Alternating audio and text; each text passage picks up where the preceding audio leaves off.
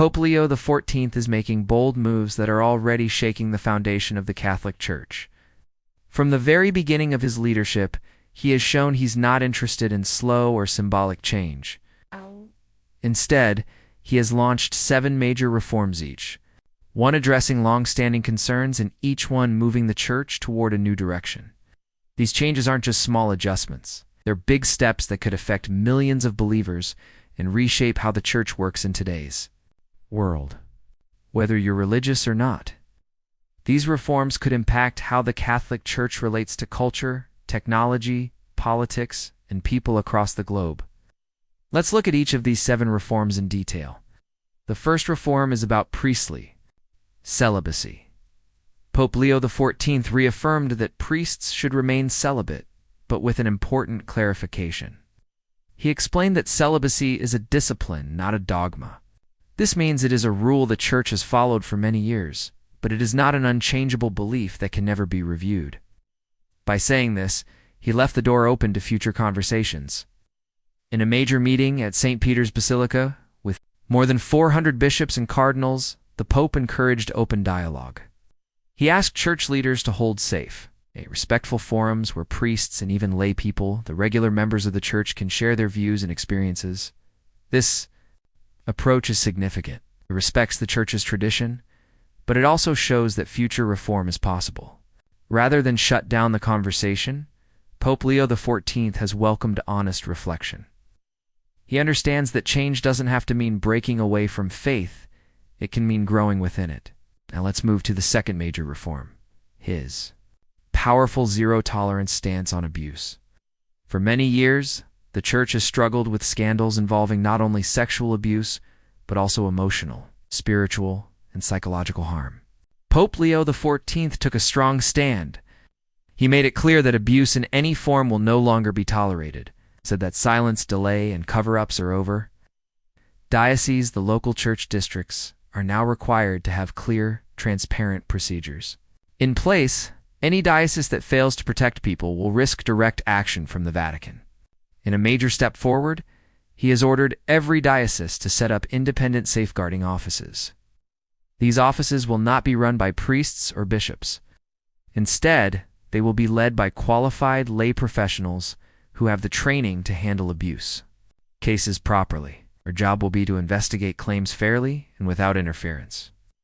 Pope Leo also said seminaries must teach future priests how to understand trauma, mental health, and the importance of empathy. This is not just about punishing the guilty. It's about creating a culture where abuse is less likely to happen in the first place. The third reform is financial transparency. For a long time, the Vatican's financial matters were hidden behind closed doors. People outside the Church, and even many inside, didn't know how the money was managed. This led to mistrust, criticism, and even scandals. Pope Leo XIV is ending that secrecy. He ordered an independent audit of all Vatican finances. Now, for the first time ever, the Church's annual budget is being published online for the public to see. But it doesn't stop there. He asked bishops to live more modestly and focus on serving the poor. "We are not princes," he said. "We are servants." A new financial commission made up of lay experts, including economists and accountants now, watches over church spending. The goal is to prevent corruption and make sure resources are used wisely. Around the world, dioceses are being asked to share their financial reports and involve local church members in decision-making. This reform is about restoring trust. When people know how money is being used, they feel more connected to the mission of the Church. The fourth reform may surprise many. Pope Leo XIV has made interfaith dialogue a priority. He has already met with Jewish, Muslim, Hindu, and Buddhist leaders in a spirit of friendship and mutual respect. His message is simple but powerful. The world is divided enough, we must come together. He launched a special effort called the Abrahamic Unity Initiative. This project helps young people from different faiths to connect, learn from each other, and even work together on humanitarian projects. He also created a global day of prayer for peace. On this day, people from all religions are invited to pray at the same time, no matter where they are in the world. This shows a new kind of leadership, one that doesn't weaken the Catholic faith, but one that builds bridges between people. The Pope believes that working with other religions can help solve major global problems like war, poverty, and environmental damage. His approach is about cooperation, not competition. Respect, not fear. Now we come to his fifth reform, which takes on the growing challenge of artificial intelligence. Pope Leo XIV is the first pope to speak openly and clearly about AI. He's not against technology, but he has serious concerns. In a detailed letter, he warned that AI can affect how children grow, how people think, and how society makes decisions. He said that machines should never replace human judgment when it comes to life, death, or justice. To take action, he formed a global council of experts. This group includes scientists, theologians, software developers, and ethicists. Their job is to create ethical guidelines for how AI should be used in schools, hospitals, and media. The Pope also asked parishes to hold discussions on technology and its effects. His goal is to help people think critically and use tech in ways that support human dignity. The message is clear: we should not be afraid of AI, but we must be wise.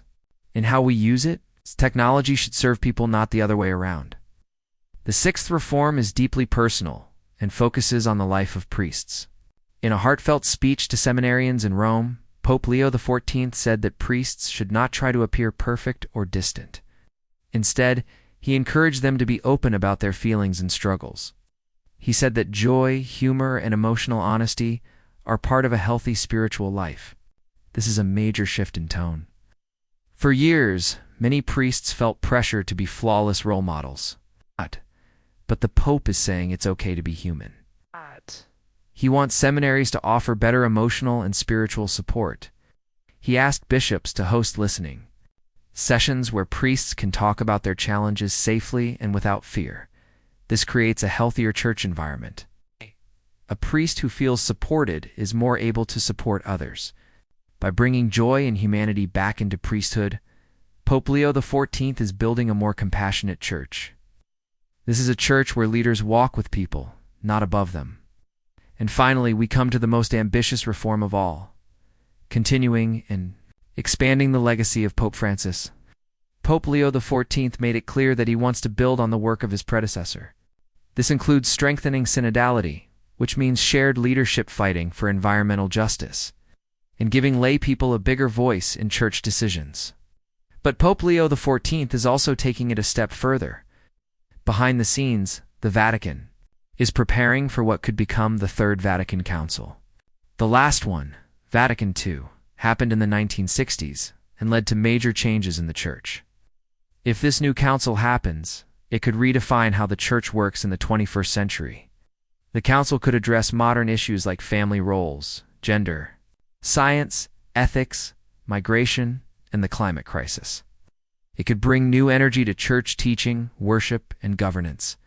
And it all begins with Pope Leo XIV's vision for a church that is not stuck in the past, but alive in the present and ready for the future.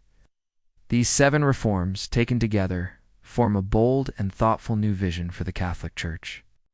They are not rushed. They are not based on public opinion. They are rooted in tradition, but open to renewal. They focus on people, on dignity, on justice, on mercy, on truth. Let's quickly review the 7 again.